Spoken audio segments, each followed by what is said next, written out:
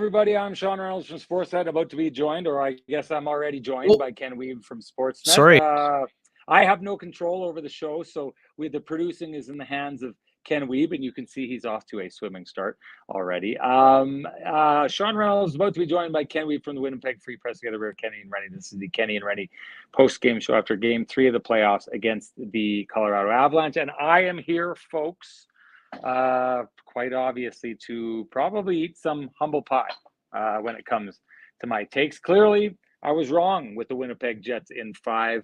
Never mind wrong, my take that the Colorado Avalanche wouldn't provide that much of a challenge for the Winnipeg Jets has absolutely fallen flat. This is break up the third line level analysis that I have whiffed on in this situation.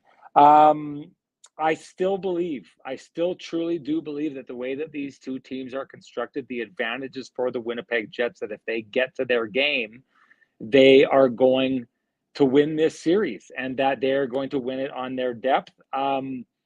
But it's sure hard to see it happening at this stage. Now, I think it can happen. I think periods 1 and 2 are a bit of a blueprint of how the team needs to play to get there. But let's be honest with ourselves. This is a 2-1 series right now, and the Winnipeg Jets probably are lucky that it's a 2-1 series. Outside of a disastrous goaltending performance by Alexander Georgiev in Game 1 of this series, outside of that, this is probably a 3-0 series.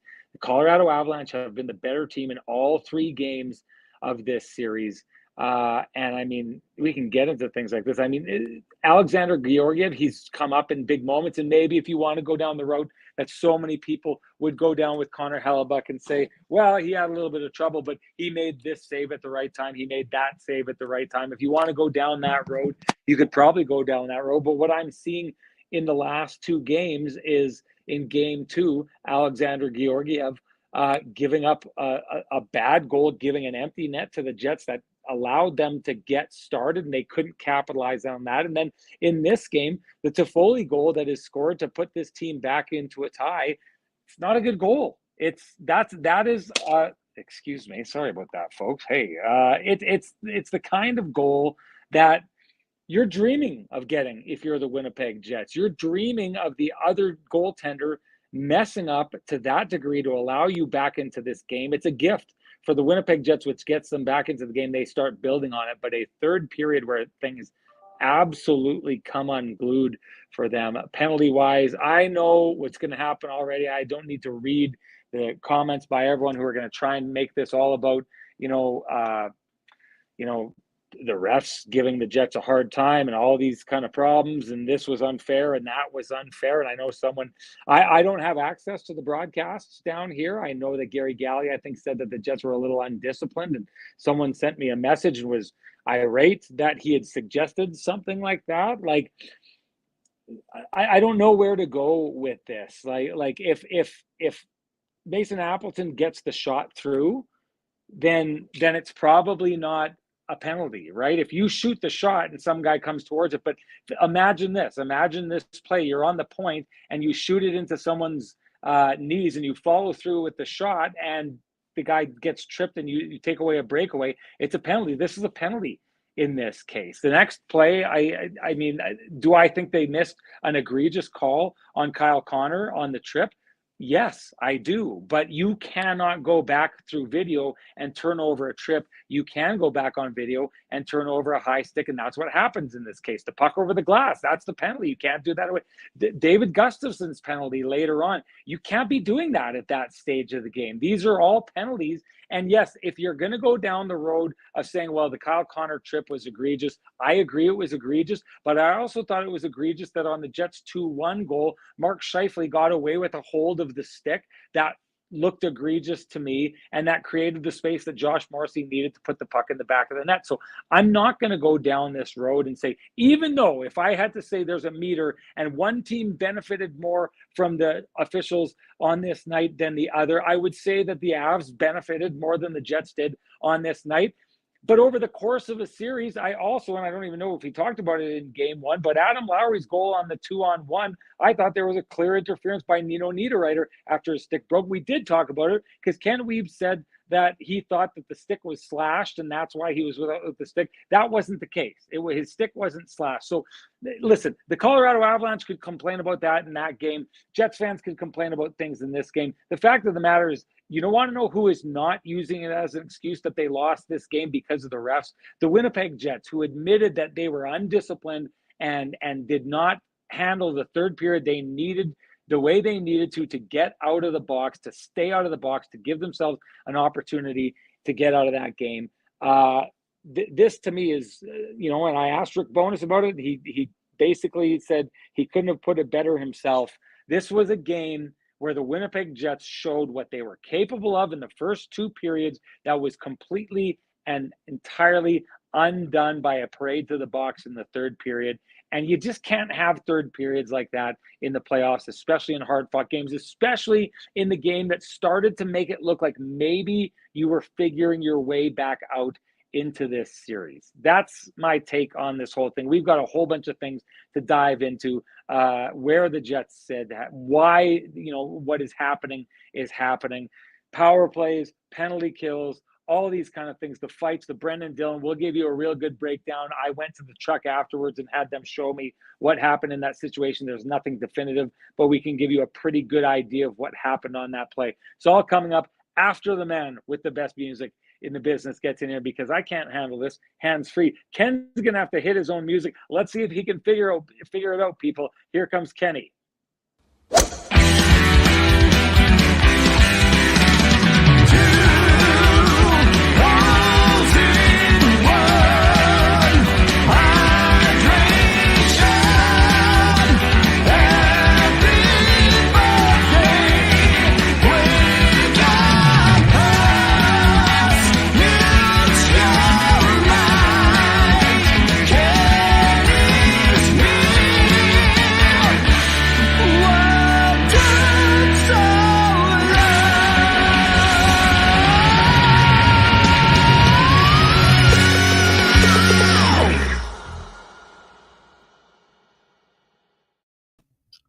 Kenny, I'll tell you something. I was a little worried about my get-up here today. I was worried that people would construe it as Colorado Avalanche colors, because I've got the blue shirt and I've got it's purple. It's not burgundy, folks. It is completely and totally purple, but I was a little worried about it. But I knew Frankie and the boys would never steer me wrong and send me into a situation like that. So if you don't ever want to be steered wrong, we know the place for you to go. Head on down to Corden Avenue. Head on over to Vittorio Rossi. Walk in, loudly proclaim Kenny and Renny sent you. Ask for Frankie and the boys, and they will steer you in the perfect direction where it seemed like the Winnipeg Jets were heading in that second period, Ken, and then it all fell apart in an ugly manner. Another 6-goal night for the Colorado Avalanche. The Jets have now allowed 17 goals in 3 games, matching what the Jets hung on the Colorado Avalanche in the regular season when they scored 17 goals against this team.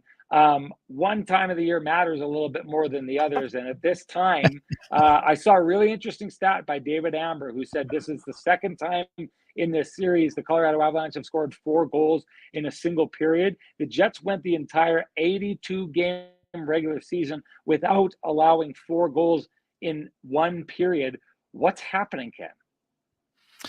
Yeah, absolute unraveling is what happened in the last 2 games. I mean, the Jets seemingly in a good spot in both of those games, in games 2 and 3. But I mean, today, undisciplined penalties were part of the unraveling. And I'm with you. I mean, folks who think that the Jets are getting the shaft here, they're the ones who need the pristine roofing wake-up call for me, Sean. And I also needed it for thinking that it was a slash of the stick. It was obviously a Cale Makar shot that broke the stick of Nino Niederreiter in game 1. I didn't get a look at it. I made an assumption that was incorrect, so I'll take the wake-up call on that. But let's quickly pass along a pristine roofing wake-up call to folks who thought refereeing was the undoing of the Jets. It was undisciplined penalties, just penalties that you cannot take. So that's why we're going to give our friend North End Rick and the crew. Yeah, give wake up call if you can. Yeah, it's time. 1-204-981-6289. I mean, I think Pristine Roofing, you can get a hold of them as well. 1-204-237-7663 for all your roofing, siding, exterior needs. Don't forget their Pay It Forward program, where they're giving out a free roof. If you know someone who needs it, may not be able to pay for it, get a hold of Pristine Roofing, pass that information along. You could help someone. I mean, let's be honest, Ken, no one needs the Pristine Roofing wake-up call, and I got it today with my assumption that the Winnipeg Jets were going to roll fairly easily in this series. That's not the case, but I digress. Let's get back to what you were saying.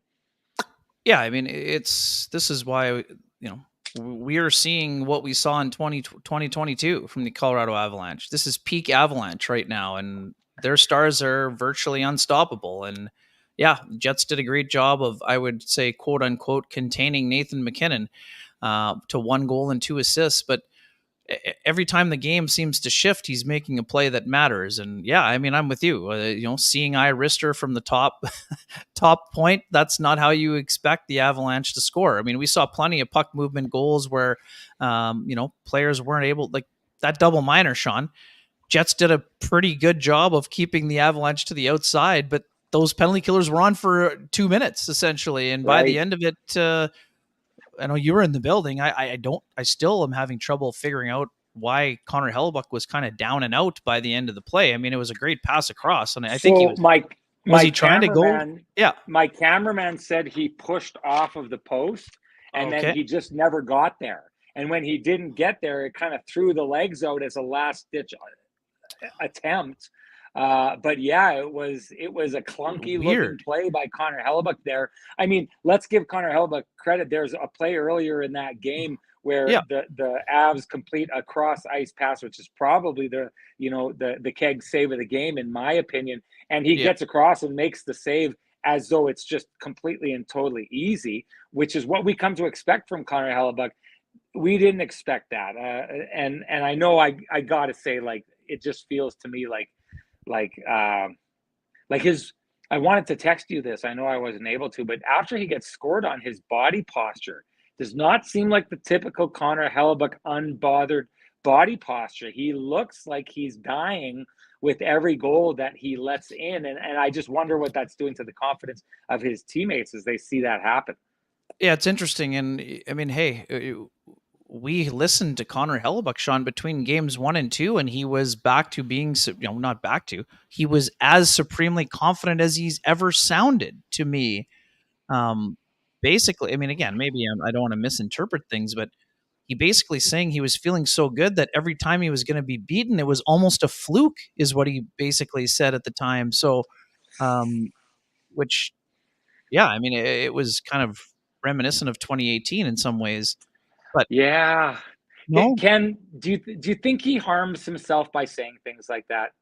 I don't know. I mean, I understand why people might think that, but like, we were in the Avalanche room before game 2, and Nathan MacKinnon flat out said they didn't expect to score 6 on Hellebuck again in the series, yet they put up 5 again in game 3 here, and they had 4 in game 2. So 6, yeah. Well, with the empty netter. No, empty netter both times. So, I mean, you're talking on him, yeah. Yes, I know what you're saying. On him, yes. Sorry, but again, 15 Nico, goals in 3 games. That's just. I mean, yeah, I'm not blaming Connor Hellebuck, but that's not going to work for the Winnipeg Jets in order to win the series. They can't be giving up 5 and 6 goals a night. I mean, that's not their game.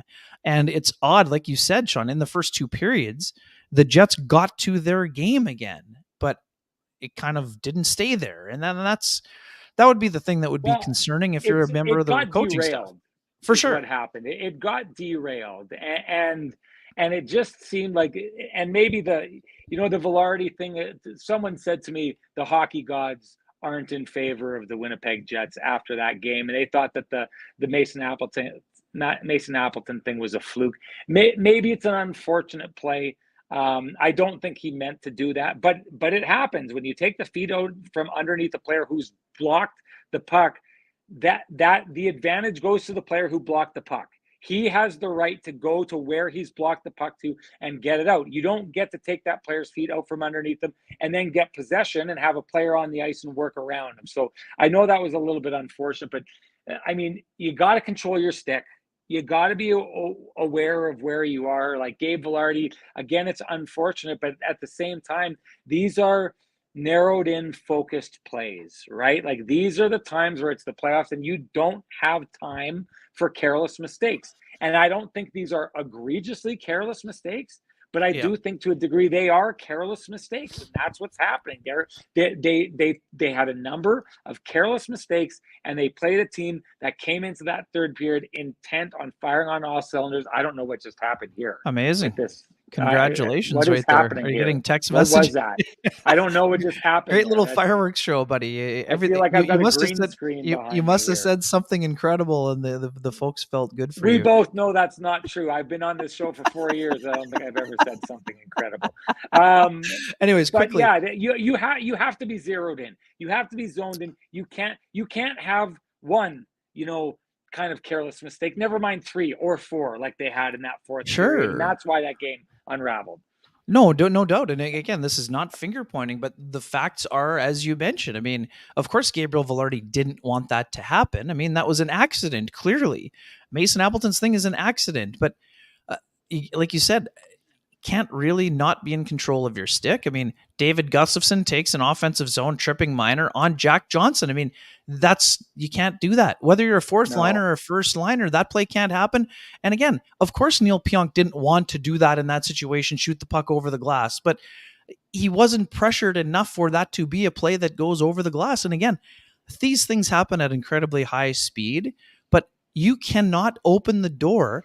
The Jets had played a pretty buttoned down, again, they gave up 28 shots, so buttoned down is not the right word, but they were containing the Avalanche offense, but they just kept leaving the door open. And yeah, I mean, lots of people have been sending me notes. I mean, Tyler Toffoli had a chance to make this game 3-1, just like Kyle Connor ringing a puck off the post in game 2 prevented them from going up 3-1 in that game. Now, my issue with some folks who sent me notes saying, oh, Tyler Toffoli's got to bury that. Big time players have to make that play. He made a great move. And unfortunately for Tyler Toffoli, Alexander Georgiev, who completely botched his backhand from the goal line, actually got Yeah. over pretty well and made a great blocker save. Like, of course, the Jets would like to score there. Toffoli, it's not like he flubbed it and shot it into the corner on the breakaway. He made a move to the backhand and nearly scored. And Yeah. some folks also were saying, oh, he should have shot. He's a shooter. Well, he basically scored the exact same way in the last time they played in the regular season in Colorado when he got the pass from Ehlers and cut across, went to the backhand. So obviously, this is a guy who scored in the playoffs before. He knows what he's doing. He didn't flub the play. It just was a great save by the goalie, and that's what happens sometimes. So Yeah. anyways, but the Jets' inability to get Let it me to just add to that. 3-1 is costly. Yeah, I just wanted to add to that. It's a loser mentality to look, in my belief, to look at a game and say, well, if they just would have buried it there, it's a totally different story. That's a loser mentality to be. You don't score there, then you go out and you find the next opportunity. The Avs just kept going out and over and over and over again, finding opportunity after opportunity after opportunity. And it brings me to a point, Ken. One of the things I've noticed about them, and I don't know if I talked with you about this. I miss you on the road here, buddy. I wish you were here because we'd be having these conversations. I'm having these conversations with other people and thinking I had them with you. But the one thing that I'll say that has impressed me most about the Colorado Avalanche in this series, you talked about Nathan MacKinnon's goal and how it's not what you'd expect from Nathan MacKinnon, right? That shot from the point goes through the wickets, those kind of things. I started noticing this in game 2. At the beginning of that game, they parked Nichushkin in front of the net, and they were trying to get in tight tips on Hellebuck, and they were. But what was happening was they're trying to not even just tip it, because if you tip it in tight on Hellebuck, he's big and boring, and you can redirect the puck all you want from a foot in front of him. It's still not going to go through him, right? But the puck falls there, and then it's jam plays. You beat him to the post, and you put the puck in. But you can't beat Hellebuck on jam plays because he's too aware, and he's faster than you, and he's too strong to give up the post. So you saw at the beginning of that game, people can go back and look at game 2 for about the last, or the mid 15 to 5 minutes. They're trying to score like that over and over and over again, and they're getting the puck there, and it's not working. And rather than fooling themselves and going into the rest of the game and saying, well, just keep doing what we're doing, and one of them will break through, they entirely transition to a different kind of offense, Ken. And then they did that and they started trying to score goals different ways. And then you saw that tonight. Nathan MacKinnon kept trying to drive the puck to the net. He wasn't getting anywhere. So he said, okay, I'm going to try and take it up top, create some confusion in front, and I'm going to fire the puck from here. Then they started doing goals here tonight that they haven't had a lot of in this series, where they're going cross crease. And now all of a sudden, they're beating the Jets. They're opening up passing lanes to the Jets, and they're getting these wide in, not tap in goals, but wide open nets because it's going from one side of the ice to the other, and Hellebuyck is not able to get all the way across. This team is going out, and there's no excuses. No one's saying, hey, Nathan MacKinnon hit the post earlier in this game, and well, if that would have gone in, it would have been a different story. They go and they say, okay, we didn't score that way, and we've been generating, but we're not scoring this way. Let's try this. The Avs, by my count, have like 5 different ways, 5 different themes that they are creating offense. And when one isn't working, they shift to the next and they shift to the next. And what I'm seeing from the Jets, Ken, and this is the question that I'm getting to, Rick Bowness, I asked him if the Jets don't have enough of a shooting mentality. I don't think they do. He said basically the same thing. But to me, it seems like the Jets are trying to score the same way every time. Like Josh Morrissey scores earlier in this series with a screen in front of the net, and he gets it in there. Perfect screen in front of the net. Perfect screen by Sean Monahan moving across it. That's tonight. He does it earlier.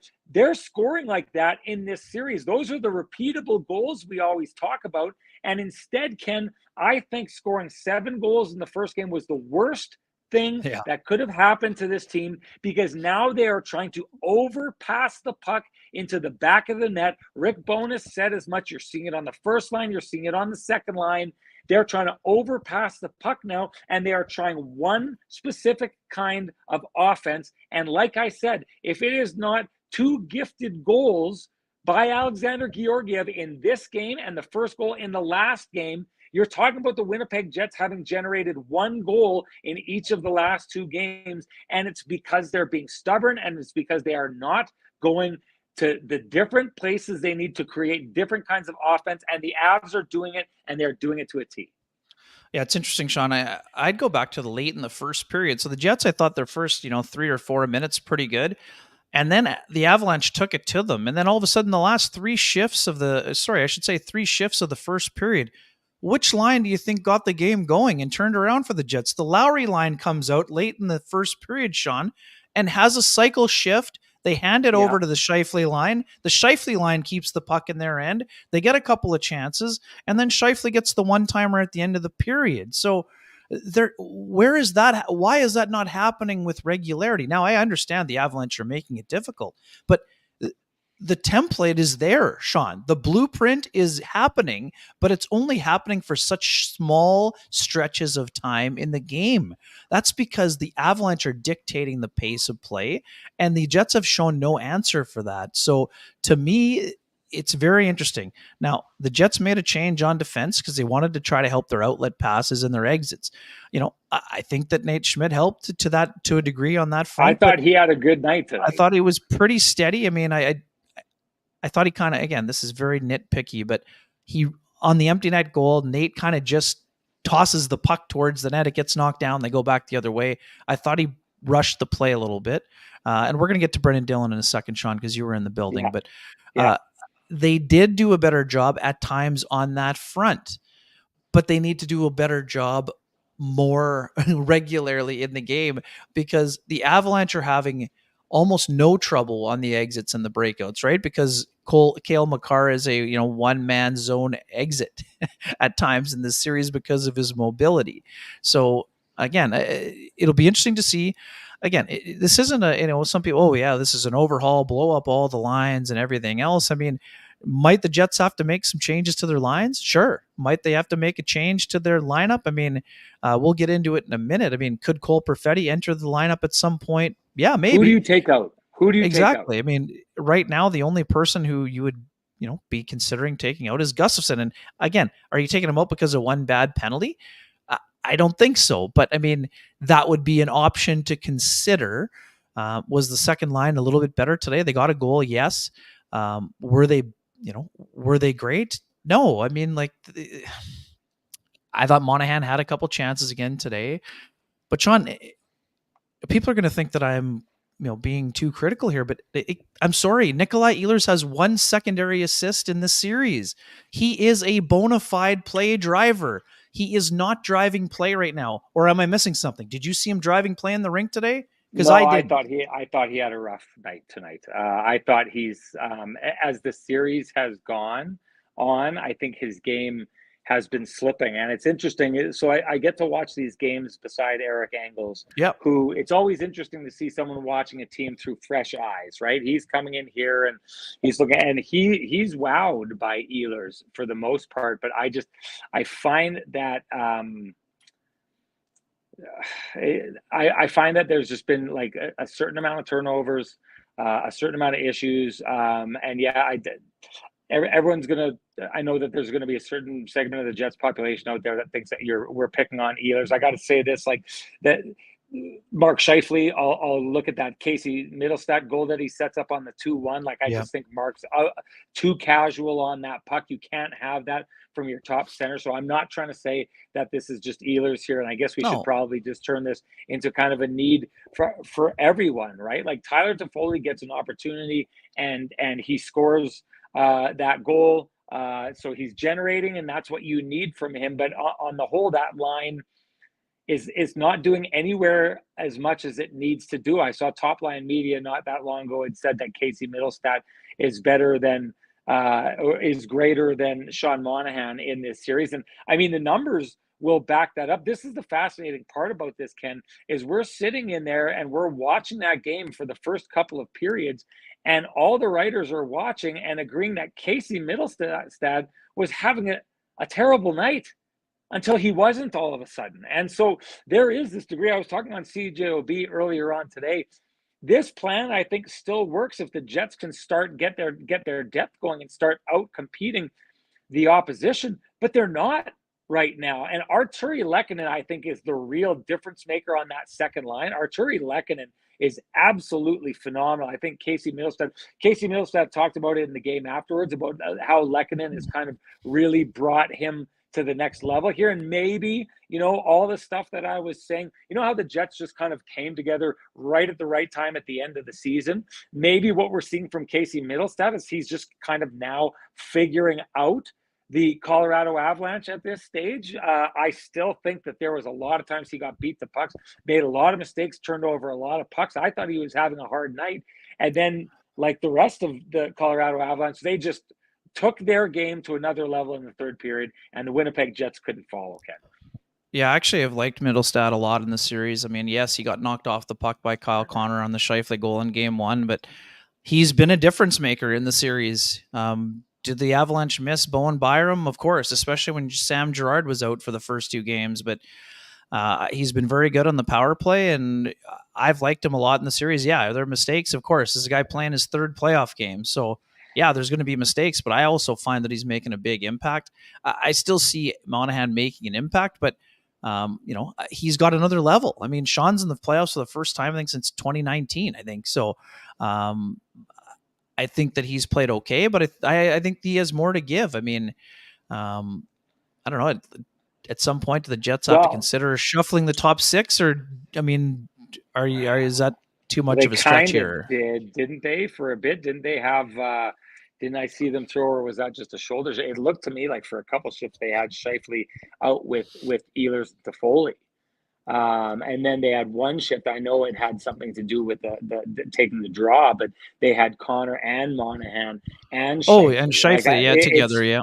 It seemed to me like a little bit of a mini, let's not panic, but let's hit the blender. What's that one on the blender where you just press it to burst really quickly? Felt like it was one of those. But I mean, I wonder if you're Rick, and at this point, and all the kind of stuff that he did in those last 8 games to try and get the Jets going, if you're at the stage in this series where you're just like, is it too late? Is it too late to be in a situation where now you're going to like try and break things up and try and get things going? And are you playing a team that's too good to learn on the fly against, right? Like, can you really go back to a different sequence of lines and say, okay, maybe this will hit, and in the meantime have them get caught out on the ice with Nathan McKinnon and Nichushkin and Rantanen, and then boom, it's in the back of your net. Like it seems like it's the 11th hour. And honestly, if you're in the playoffs and you need to get your players going by blending the lines, then to me, this is completely and totally on your players. I'll say it like this, Ken. You talked about Casey Middlestat only playing his third playoff game here. This should be a massive advantage for the Winnipeg Jets. The Jets have gotten older. They are a veteran hockey club. You've got all the guys that you've brought in, the Mesnikovs, the Nino Niederreiters, the Sean Monahans, the Tyler Toffoli's.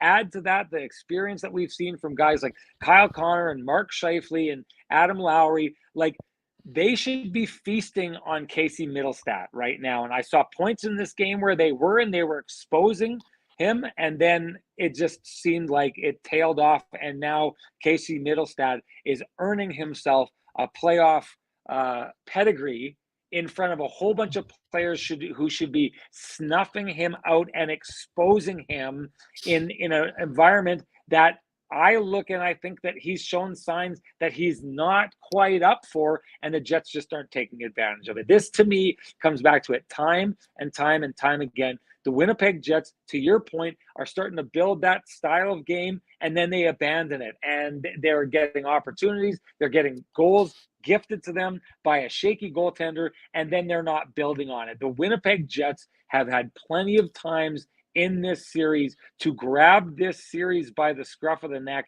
and give it a shake. And at every point they've had the opportunity to do that, they seem to just step back, outside of them piling on a whole bunch of goals in that first game with their 7-goal performance, in which I've been looking at some of the fancy stats afterwards. And essentially the Winnipeg Jets finished on every single good opportunity they had in that first game to end up with 7 goals. So they basically needed the goaltender to not stop a thing to get to that. Other than that, the Winnipeg Jets haven't been capitalizing, and they've been shrinking in the big moments against a team that is roaring like a lion in the big moments. Yeah, I mean, like Josh Morrissey, Mark Scheifele, they've all said it. I mean, you got to, the roller coaster is coming. So, yes. Are you going to be able to steady yourself, or are you going to be puking over the side, right? I mean, that's basically where we're at right now in terms of, can the Jets stabilize themselves, grab a little Gravol and get back up and get on the roller coaster for game 4, or you're going to feel sorry for yourself and come back 3-1. I mean, like, I expect them to push back. They have, again, I understand some folks are having PTSD and, this is last year all over again, blah, blah, blah. I mean, sure, you feel that because it was 12 months ago, but I mean, it's not the same thing. I mean, okay, you don't think it's the same thing. Sure, sorry, I'm just saying, like, the year is different. I mean, the Jets, last year they stumbled and barely backed into the playoffs. The Jets need to solve the problem of kind of going to sleep at the worst possible time. So it's a different year. Of course, it's not 2022-23. But the Jets need to solve that problem. You brought it up. I'm glad you did, because Mark Scheifele had said, what he's learned is about riding the highs and lows of this whole thing. Well, they're definitely, they're trying to go uphill here, and it's not working very good. But I guess, Ken, the thing for me is, outside of them kind of scoring at will against a bad goaltender in that first game, what I've seen here is what we expected from the Winnipeg Jets. What I expected were wide swaths of the hockey that we saw them play against Dallas in that game before the end of the season, against Colorado. And we know that wasn't Colorado, but I don't take away from what the Winnipeg Jets did in that game. And stretches where they own the game. They own it. It is ours. You do not get to play with the puck. You are playing our style of hockey.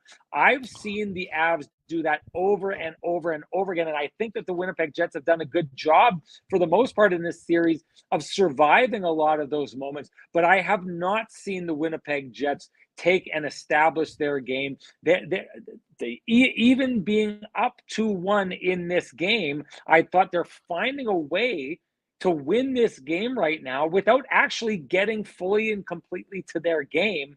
And that's why, Ken, people are making those comments, because they are not seeing a flash of the Winnipeg Jets that we were expecting to see based on the way they closed out that season against really tough teams.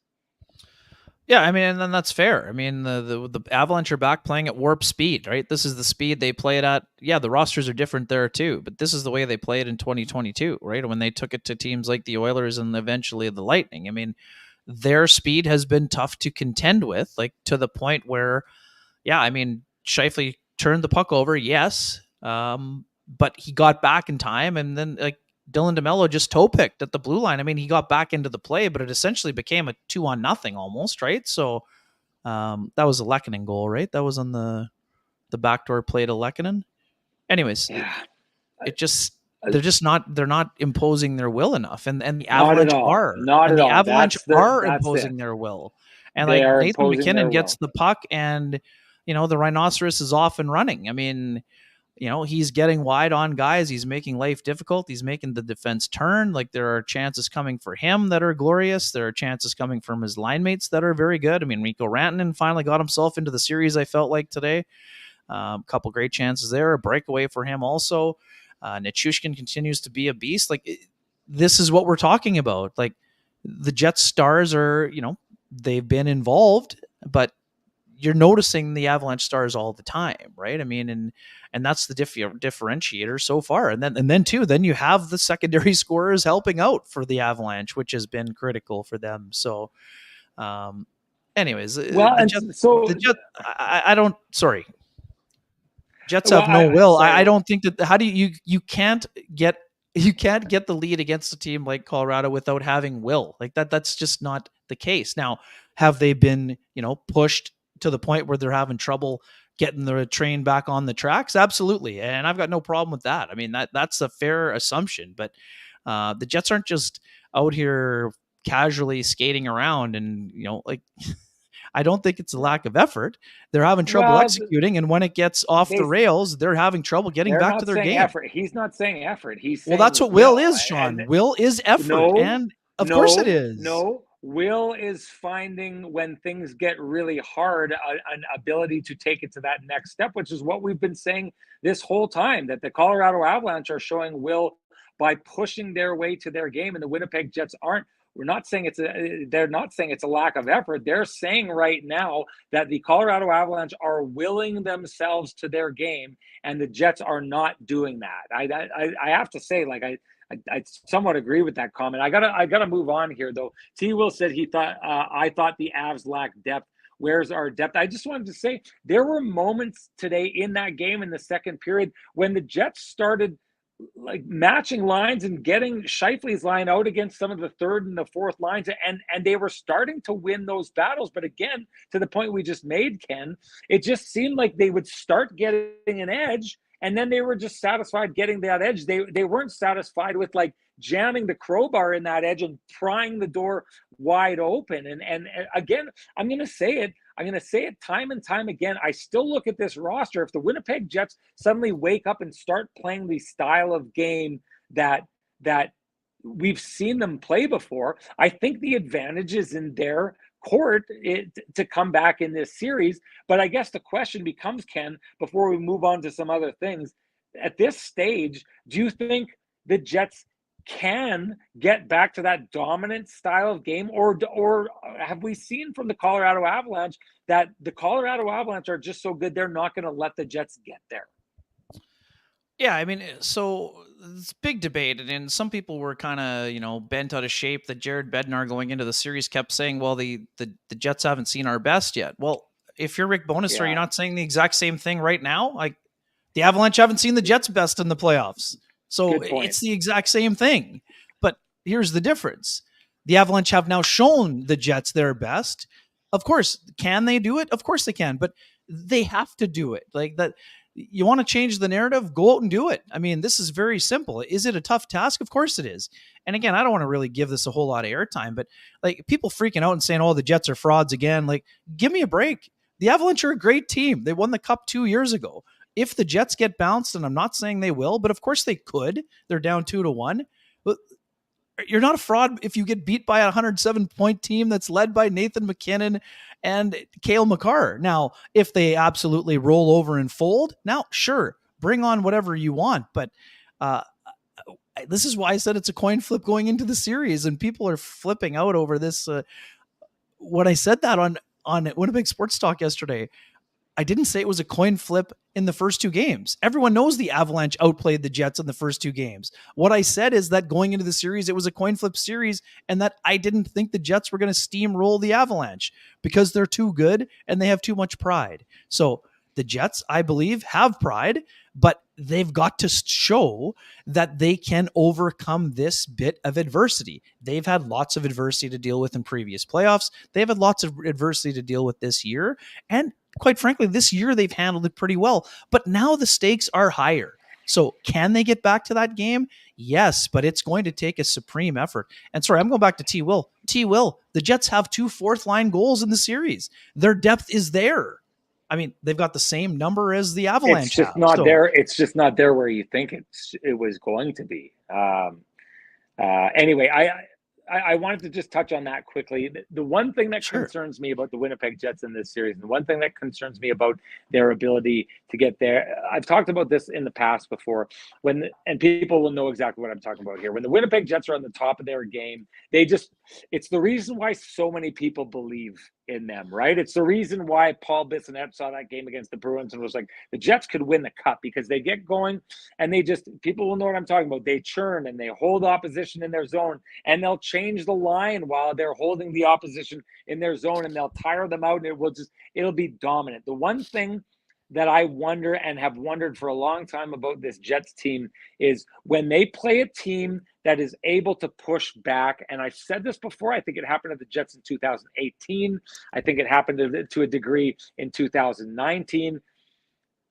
Players like Mark Scheifele, players like Kyle Connor, players like Nick Ehlers, I think they really rely on flow. And I think what happens with the Winnipeg Jets and what's happened to them in this series is when you've got a team that just says, no, you are not going to trap us in our zone and churn for 3 straight minutes and just grind us down into a pulp until we're too tired and you score and put the puck in the back of the net. We're going to get our licks in, and we're going to get the puck, and we're going to take it down to the other side of the ice. And I think what the Jets are having a hard time with, and I think it's what we saw them struggle with during their 5-game losing streak and their 6-game losing streak against teams, is when they aren't allowed to just steamroll a team and play on their toes. I don't know how well the Jets play on their heels. And I think the Jets have been playing this entire series on their heels. I think it's discombobulated them. I think it's made them, feel like just like when the puck gets turned over, guys are now in the wrong spots. The Jets really attack as a unit, and that's what makes them so good when they're churning and they're leaning on teams. But the problem is, Ken, if another team is fast enough to cut you off and stop you as you're moving down the ice as a unit, well, then when you turn that puck over, the unit is moving in the wrong direction, and now you're playing from behind. And a team that's that fast, like the Avs are, they're just fast enough to consistently stay ahead of you. So I honestly do think right now and this to me is the best teams are able to do this. They're able to play both on their toes and on their heels. I think it's been a problem with the Jets. I think it explains a lot of the issues that they've ran into for a number of years in the playoffs. To me, this is what these next number of games are about. The Jets have 4 more games potentially in this series to get 3 victories, right? And in order to do that, they're going to have to find a way clearly against this team, because Colorado's not going to just take the rest of this series off. If you're going to beat the Colorado Avalanche, you're going to have to bring your best game, and you are going to have to find a way to truly and honestly beat them, which means you are going to have to find a way to get comfortable playing on your heels and still be able to generate offense and all those kind of things. And to me, that's the final frontier for this Winnipeg Jets team before they can start having success in the playoffs. So I do say this. I don't think it's a lack of will or a lack of trying, but the people out there who are saying, here we go again with the Winnipeg Jets, I think that's what you're seeing, is a team that when it can roll, will steamroll you, but when it can't, is having a hard time finding a way, because it's almost like if it can't get to that successful game, it can't compete. It's the final frontier. They need to figure it out. And if they win this series, I think they will have figured it out, and it will make them a very capable team heading into the second round. Ken, give Sweet Lou a shout out. Yeah, right on. I'll do that in a second. I just want to say one thing quickly here. And here's the difference between the Jets and the Avalanche, Sean. The Avalanche earned the benefit of the doubt by winning in 2022. But Sean, before 2022, they'd never been past the second round, and their fans had the exact same questions that we're talking about right now, right? And they were a favored team that got knocked out in the second round on multiple occasions. So it comes with the territory, but they earned the benefit of the doubt. Just going to say this quickly, and again, it may not mean anything in the big scheme of things. Last year, the Colorado Avalanche were up 2-1 on the Seattle Kraken, lost game 4 in overtime, lost the series in 7. So, hey, could they win the series? Of course, but it doesn't mean the Jets are going to fold and lose in 5. But now it's up to them to push back and even the series or show that they can do that. For folks who have realty needs that they'd like to have met, you can contact our main man, Lou Ferlin, at Royal LePage Dynamic Realty, 204-791-9971, or at the office, 204-989-5000.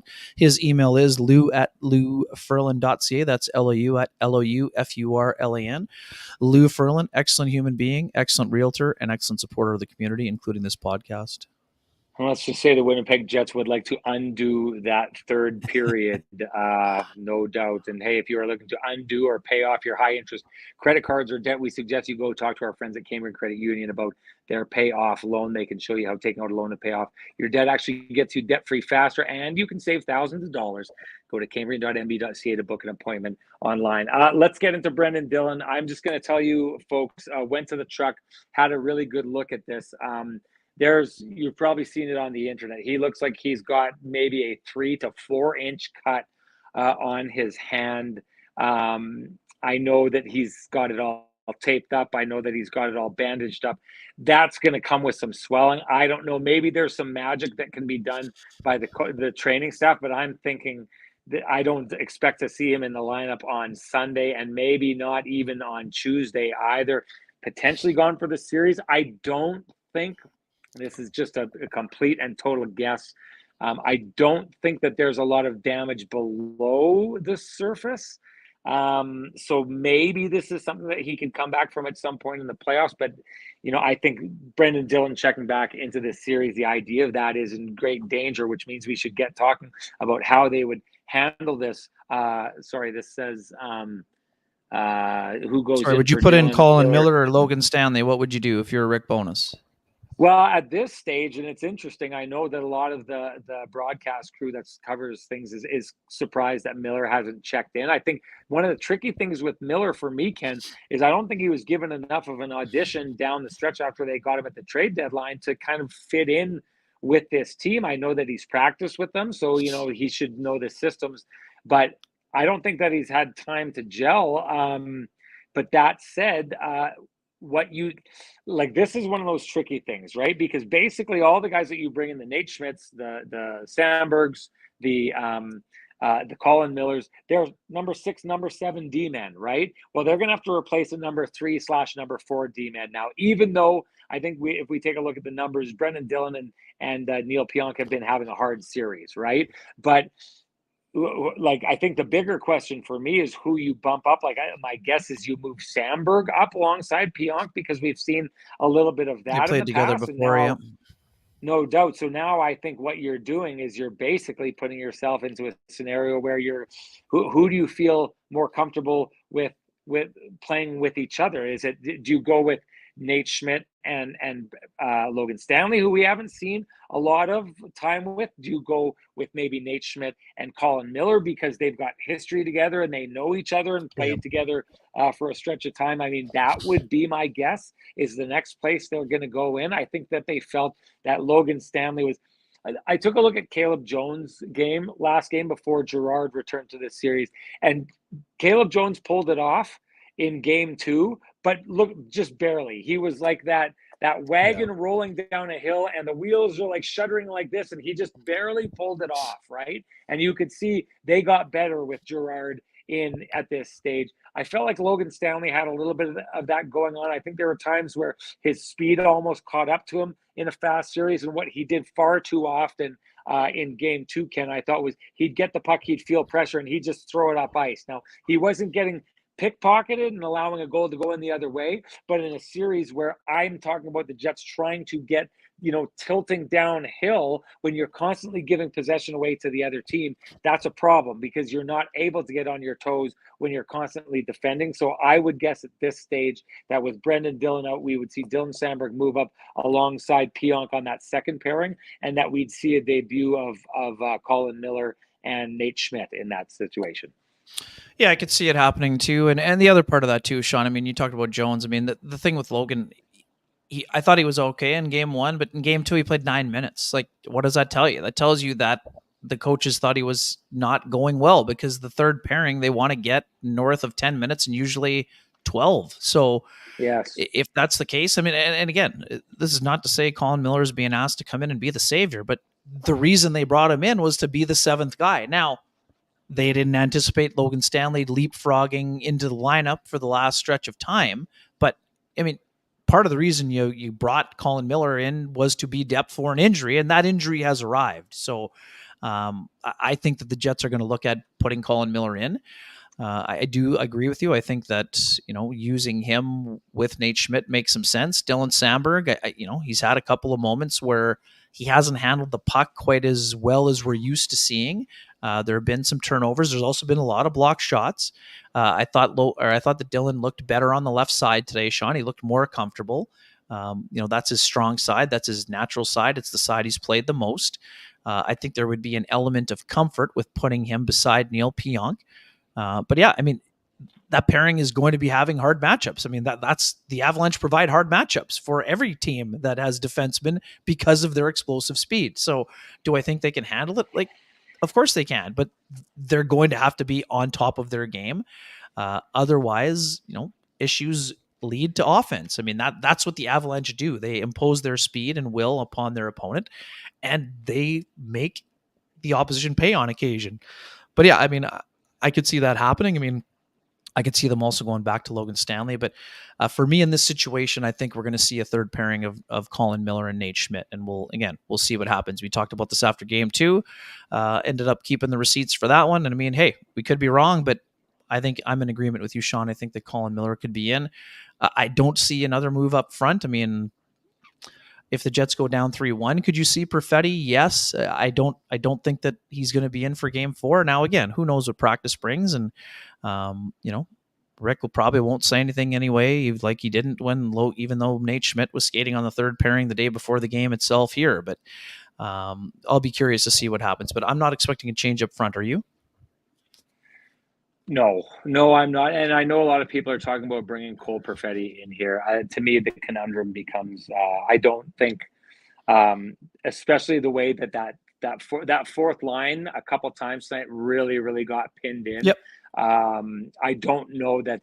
I think that Cole Perfetti, the way that where he would defend doesn't help that. He probably makes that worse. It probably exposes that line a little bit more. And I don't know that line is in a place right now, even though it's got a couple goals in this series, where it would really benefit from the type of offense that Cole Perfetti would bring to the table in that situation. So then it just comes to the top 6 thing for me. So I'm open to suggestions from people, but who do you take out in place of Cole Perfetti? And believe me, I think Cole Perfetti showed a lot down the stretch. And I think Cole Perfetti, I said it when he came in, the way that he's playing, you almost want to see like an injury or something like that, because I don't like it when players get pulled out of the lineup when they've done everything that they should to stay in the lineup. And in the end, that's what ends up happening with Cole Perfetti. There was there's no reason to take him out of the line other than the idea that who are you going to take out? Like, who are you sending up to the press box?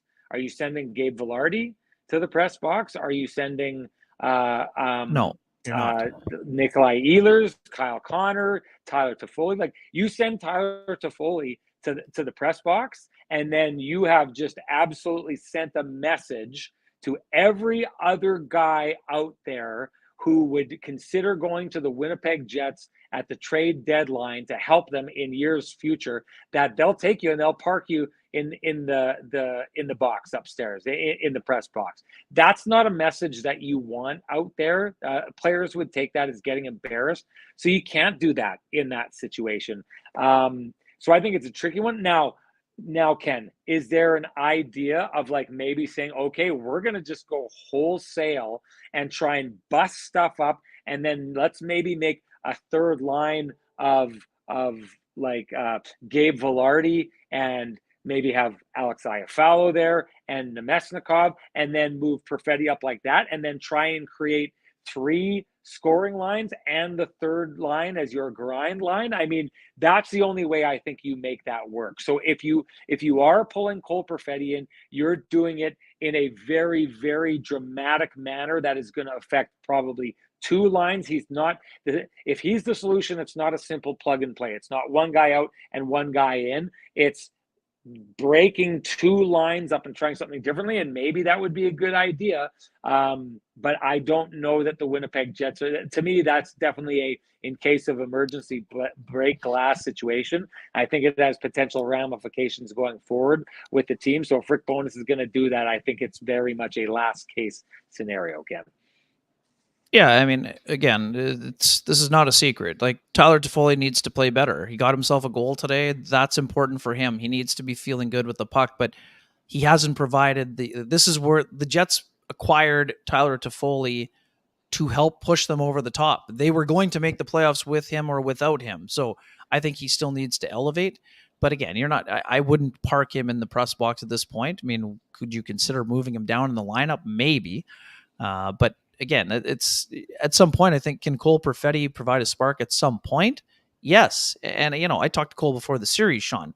He is going to stay ready, and he, whether he gets in, whenever that time comes, and if he doesn't get in this time, it's only going to drive him to be better as he moves forward here. To me, this is not a scenario where Cole Perfetti throws his hands up in the air and says, I'm taking my puck and going home. I'm out of here. Like that's not it. I mean, this is the most adversity he's faced in his young career. There's no doubt about that. But I think it's going to push him to be better. I think we're going to see him before the playoffs are over at some point if the Jets advance. And, if they fall behind 3-1, well, maybe they'll consider putting him in then. But, again, you got to trust your players that have played down the stretch for them. And now it's up to them to show it. If someone shows that they can't be relied on in game 4, by all means, have a chance, put Perfetti in, see what happens. He's the future. But right. I don't anticipate them, seeing a lot of, making a bunch of lineup changes suddenly and changing all the lines and saying, let's see what happens here. But let's see. Right. We'll see. The answer to this is going to be like unequivocally no, but I can't stay away from it because I want to talk about it, even though we should be getting at it here. Altus Concilium says change the tender to give Helly a chance to reassess the state of play. They will never do this. This will never happen. I can tell you right now, one of the reasons it won't happen, look, when Connor Hellebuyck gives up 6 goals in the regular season, he doesn't want to be taken out, and Rick Bowness doesn't take him out because he doesn't want to be taken out. The Winnipeg Jets make every decision. You saw it this year with Laurent Brossoit and all that he earned himself. I don't know that there was any play, despite the fact that time and time again, Laurent Brossoit earned the opportunity to go do more things with this team. That earning was never paid off. Every decision the Jets make when it comes to goaltending is centered around Connor Hellebuyck and what's good for Connor Hellebuyck, because I think that they believe that what's good for Connor Hellebuyck is the team. Now, if Laurent Brossoit, if you did this, Laurent Brossoit comes in and Laurent Brossoit is going to be leaving next year and Connor Hellebuyck is left behind and you have to deal with the ramifications of Connor Hellebuyck getting pulled, which I think could be pretty significant, to be honest with you. But that said, Ken, I have to say, I do wonder what or I guess I should put it like this. I do think that switching things up right now for Connor Hellebuyck, who has I think the second worst goals against average right now in the playoffs. What is he? Yeah, he's got the second worst goals against average, and he's outside of the top 10 in a 16-team situation here when it comes to save percentage, an .871 save percentage in this series. This team has responded well when Laurent Brossoit has gone in the past. I would be extremely interested to see what putting Laurent Brossoit in for a game would do to this team and how they would respond. The Jets will never go here, so this is a bit of a moot point to talk about it. But I do have to say, I think putting Laurent Brossoit in for a start would be something that would have the potential to spark this team and have a positive effect on this team. It does say something about the Winnipeg Jets that they would not be willing to go there. Yeah, I mean, this is apples to oranges, but I mean, Aiden Hill won the Stanley Cup for the Vegas Golden Knights after Laurent Brossoit got hurt.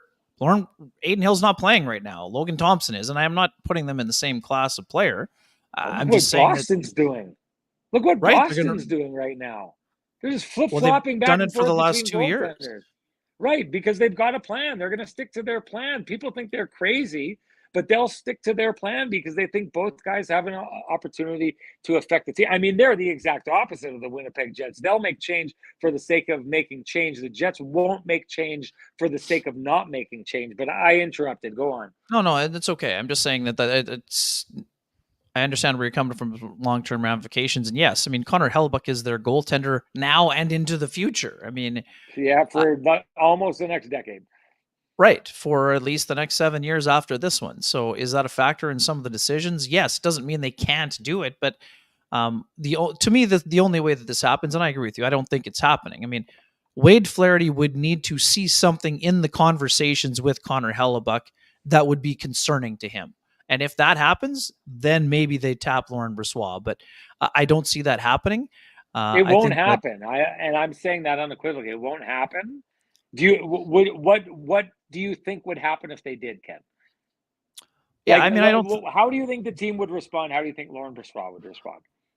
Well, I think that Laurent Brossoit has, done a great job of staying ready all year long, and I think it wouldn't have anything to do with him. I think he'd be ready to go. I mean, but I also don't think this is a lack of preparation for Hellebuyck, but he just has not been able to. He doesn't look like himself. He does for periods of time, just like he did in Game 2.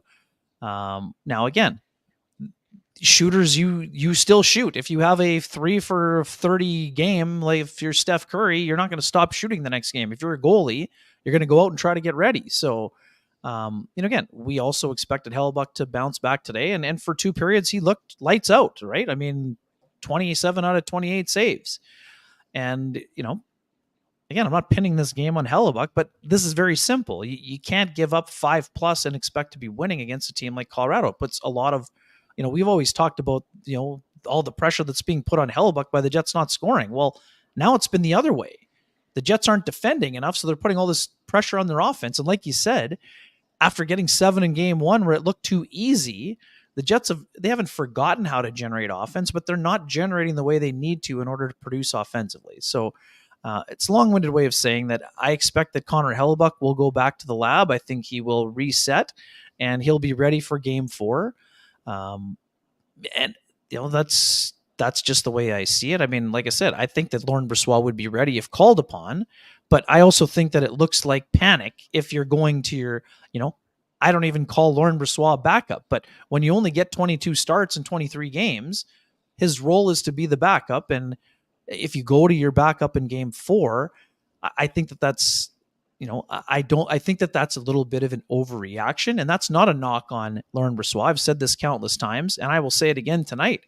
I think if you're the Los Angeles Kings, you're thinking, I'd sure like to have Laurent Brossoit in this series against the Edmonton Oilers. So we'll see what happens in the summer. That's got nothing to do with now. If a circumstance comes up and Laurent Brossoit is asked to start, I expect him to be ready and play well, but I don't know that a goalie change is going to be the recipe for the one. I think the Jets need to look inward if they want to get things going. And if you're Connor Hellebuyck, you have to go into the next game, and I think he goes into every game thinking this, and not dumping more pressure on yourself, but you have to know, if you're Connor Hellebuyck, Sean, you need to be the best player on the ice on Sunday afternoon. There's no debate about that. He has to be that player. And Mark Scheifele and Josh Morrissey, they need to be pretty close to the top, whether it's top 3 or 5 players for the Jets to pull even in this series. I'll just say this before we go. I don't know that there's another team in the playoffs right now. Maybe Dallas would be that team, the kind of team that's like, we're going to go with the girl that got us here. But I mean, if you think about last year, the Florida Panthers made a goalie switch up in an effort to try and get there. You saw all the different goaltenders that Vegas went with. You see what Boston does. I don't know that there's a lot of teams that would like, and we're saying this unequivocally. The Winnipeg Jets will not go to Laurent Brossoit. This will not happen in this series. But I don't know how many teams out there would handle it this way, Ken. Like, I don't know how many teams would go out there and be like, we had so much success with the other guys. Like, there is a scenario in Winnipeg by which, and listen, all you fans, the way that you talk about it, you're fully invested in this as well. Like, Connor Hellebuck is different. You all think Connor Hellebuck is different, and because of that should be treated differently. I do think that the Winnipeg Jets not even considering going to Laurent Brossoit is an example of how in Winnipeg Connor Hellebuck is treated differently, because I think if it was 15 of the other teams right now, I think a good 13 of them, it wouldn't be a ridiculous conversation to suggest should we put Laurent Brossoit in, and I think a lot of teams would be doing it to try and create some kind of spark and say, Helly, you'll be back in the net. But we need something here. Anyway, we got to move on. Johnson Group got you covered. Play of the game. What you got, Ken?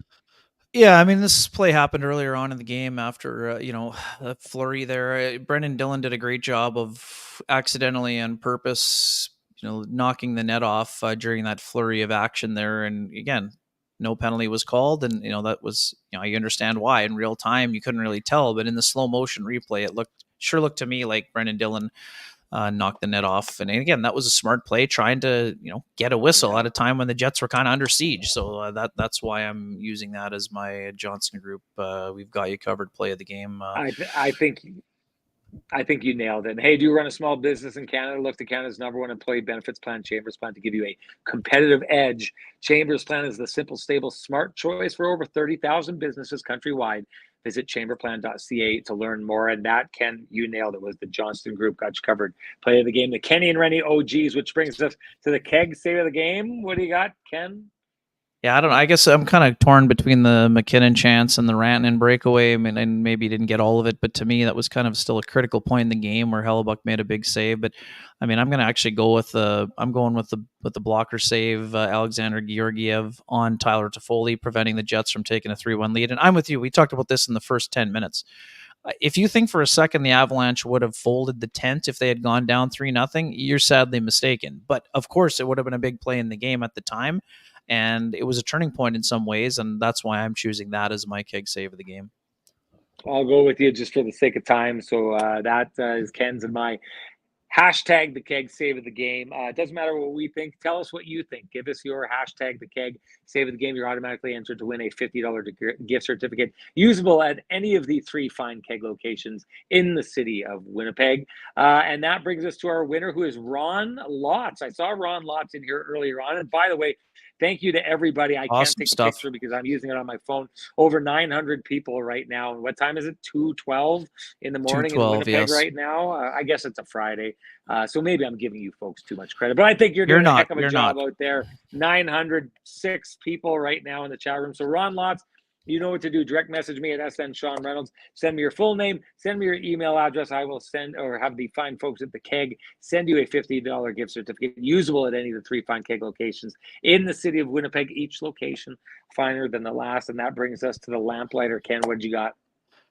Yeah, I mean, I'm tempted to go Rantanen, but it was basically an empty net goal. So I'm actually going to the Arturi Lehkonen goal. That was sort of the backbreaker for me. Obviously, the McKinnon goal got it to even with the power play marker from the point. But for me, I'm going with the Lehkonen play, just, taking advantage. That's what the Avalanche have done. We've heard it countless times. How many times have we heard it already, Sean, in this series? Puck management has to be better. Jets turned the puck over at the offensive blue line. 2-on-1 ensued.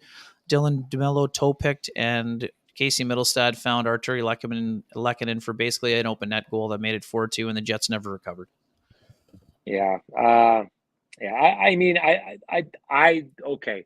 I'm going to go with the lamplighter on Josh Morrissey's power play goal. A, because I thought they did a good job in the power play. B, if you get away with it, you know me. I love the artistry of the game. And Mark Scheifele pretends he falls on the player's stick and kind of tucks and holds onto the stick like it's just got caught up in his equipment, and holds the player and keeps the player from getting to Josh Morrissey, which opens that up. But it's the in tight screening that we see happen there. It's Sean Monahan getting the moving screen that catches it. Georgiev sees nothing of that. It's Josh Morrissey being able to hit a spot in the net in that moment. Josh Morrissey, I think, is doing a good, like, let's be honest, Cale Makar is showing us why he's Cale Makar. But I think Josh Morrissey is showing out in this series. He's one guy that I don't think you can look at and think he hasn't been raising his game. And those are the kind of goals the Jets need to score more of. Enough with the overpassing, enough with trying to pull off the stuff that you pulled off in Game 7. It's clearly not there anymore. Get some body to the net, get the puck to the front of the net. Good things are going to happen, and it happened there. So that's my TCB. Great screen by Velarde too. Yep, great screen by Velarde for also. sure, in tight. Anyways, that's my lamplighter. Tell us what you think your lamplighter is, and you will automatically be entered to win a frosty, delicious 8-pack of Lamplighter Amber Ale, brought to you by our friends at Transcanada Brewing Company. If you can't wait for Kenny and Renny to gift you your 8-pack, you can head on down to Transcanada Brewing Company. Join them in their tap room. You know all the great stuff they have there. I talk about it all the time. You've probably gone down there and tried it out, and know that Renny is not selling you a bill of goods. That place is legit. It is the bomb. And Mike Pajek is going to find that out, because Mike Pajek has won the TCB Lamplighter of the game. So you know what to do. Mike, direct message me at SN Sean Reynolds. Give me your full name. Give me your email, and I will send you a voucher for your very own frosty, delicious 8-pack of Lamplighter Amber Ale, brought to you by our friends at Transcanada Brewing Company. It is the nectar of the gods. Ken, that's it for us. Anything to say before we go? Nope. Enjoy the day tomorrow. Have a good dinner, and we'll be talking on Sunday afternoon. All right. Next game, crucial. I always think that the first game of the series is always the most crucial game of the series. And basically, unless a team is getting swept, it means the team's either going down 3-1 or having it be 2-2 and being a totally new series. True North Ducky on here was saying earlier on, kind of like, saying everyone's like hitting the panic button and all this kind of stuff. They win next game and it'll be a totally different scenario here. Make no mistake about it, the Winnipeg Jets have been the second best team in 3 games of this series. They're lucky that they're not facing elimination in their next game, and we all know how hard it is to come down from 3-0. It's been done, 3 times or 4 times in the history of the game, Ken? Not many. 3, I think. I believe it's I believe it's 3. So anyways, the winner, despite what we're seeing right now, the Winnipeg Jets are in a better place in this series than they have probably earned. So lean on that if you're a Winnipeg Jets fan, and lean on Kenny and Renny for your analysis. So what's up? Sorry, one thing on the way out, and I have to do this as a Winkler Flyers alum. Winkler Flyers sweeping the Centennial Cup tonight, winning the Turnbull Trophy for the first time since 1998, which was already after I had graduated from the program in 96. But big win for Justin Falk and the Winkler Flyers. They're defeating the Steinbach Pistons, and that's a big night in Winkler tonight. They had a sellout barn, and impressive job. Nicely done. Nicely done to the Winkler Flyers. Okay, great job, chat room. Sorry I couldn't get to you as much as I would like to. I don't know what's going on with my computer. Hopefully we won't be like this next show, but we'll figure it out if it is. Ken, great job by you. And as always, I would like to say, as I do by ending all of these podcasts, and say, if you appreciate the conversation happening in this space, please appreciate the contributions by our sponsors who fight to keep the conversation going in this space. That would be Vittorio Rossi, Pristine Roofing, Sweet Lou Furlan, Cambrian Credit Union, the Johnson Group, the Keg, and Transcanada Brewing Company. Thank you to them. Thank you to all of you. We will chat again and see what kind of position the Winnipeg Jets will be in after Game 4 of this series going Sunday night. See you all then.